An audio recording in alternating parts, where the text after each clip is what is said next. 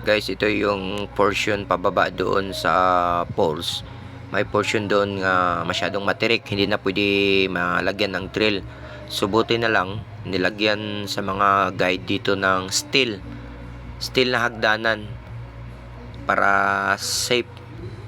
Yan, although 90 degrees, mahirap talaga siyang daanan, pero safe pa rin kasi may mahawakan ka naman doon sa ladder na ginagawa nila. Ayan, mahirap pababa. So, kailangan isa-isa, hindi pwedeng sabay-sabay pababa. As in, mahirap. Pero solid pagdating doon sa area. Solid na solid. Ayan, si Katkat na naman. Tsaka si Luigi, sila yung panghuli na bababa. So, kinukunan ko talaga ng video at least kung may pumunta man dito, at least